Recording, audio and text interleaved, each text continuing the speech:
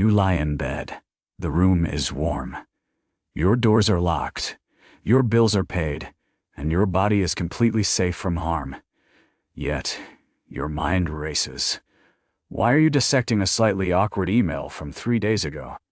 You might think this is just stress, but the real answer is far stranger.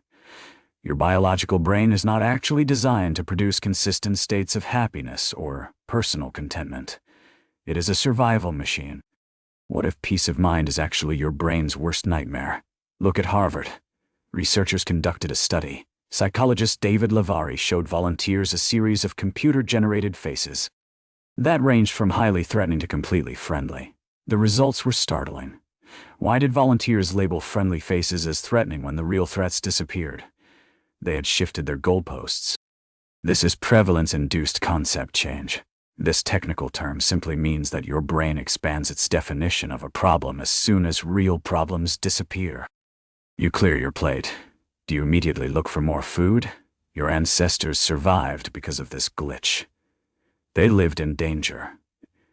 If they let down their guard for a single afternoon, they ended up as someone else's dinner. They needed a constant radar. How does a modern brain handle this ancient radar? It looks for ghosts. It invents new worries.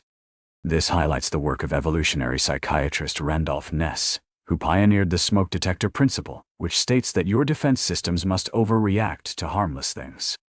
Because the cost of a single missed alarm is death. Think about your kitchen. Does your smoke detector scream when you merely burn some toast? The alarm is annoying, but it is safe. A smoke detector that only sounds for actual house fires would eventually cost you your life because it is not sensitive enough to give you time to escape. Your brain works exactly the same way. Why does your mind choose to terrorize you with 100 false alarms instead of missing one real threat? It prefers panic to neglect. This is cognitive hyper-vigilance. Cognitive hyper-vigilance is a state of constant, intense sensory sensitivity, where your mind scans the environment for any sign of hidden danger. You are not broken. Are you just carrying a hypersensitive alarm system in your skull? You crave peace. Or so you think.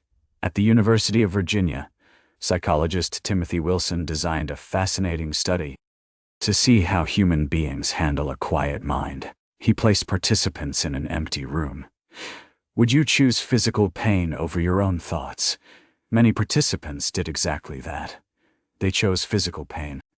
Rather than sit quietly with their thoughts for 15 minutes, a staggering number of people chose to self-administer painful electric shocks. They preferred torment to silence. Why is your inner world so terrifying to inhabit? Your brain fears emptiness. It hates stillness. When your external environment becomes calm and safe, your default mode network, which is the brain region that activates when you are doing absolutely nothing, begins to spin out of control. It generates hypothetical scenarios. Does your mind project future disasters just to keep you simulated? It searches your past. It hunts for mistakes. This constant mental activity is designed to keep you prepared for a harsh world that no longer exists outside your door. You are feeding the machine. If you do not give your brain a problem, will it simply manufacture one from scratch? This pattern appears in technology. Consider artificial intelligence. When computer scientists train neural networks, which are complex computer systems modeled on the human brain, they face a strange problem called overfitting. Overfitting is a processing error. How do computer scientists prevent a machine from memorizing data so perfectly that it fails to adapt to the real world? They introduce artificial noise. They force the machine to struggle. This deliberate disruption forces the artificial intelligence to build more flexible, generalized patterns so it can handle unexpected challenges. Your brain does this naturally. Is your anxiety actually a software update? This is your reality. You are a simulator. You are trapped inside a highly advanced biological computer that has spent millions of years learning how to survive in a hostile environment. It wants you alert. Why does the horizon of satisfaction keep moving further away?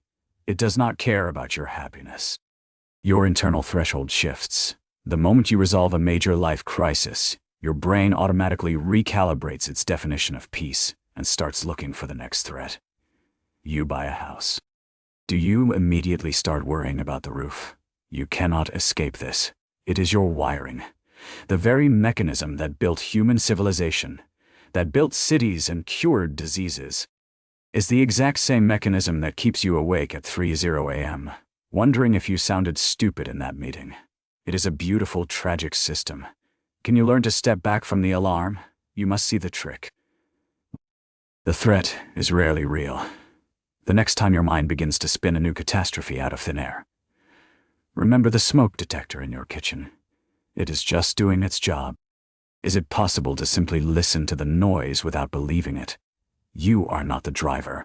You are the passenger. Your ancient, oversensitive survival machine is running its program in the background, completely independent of your conscious desires.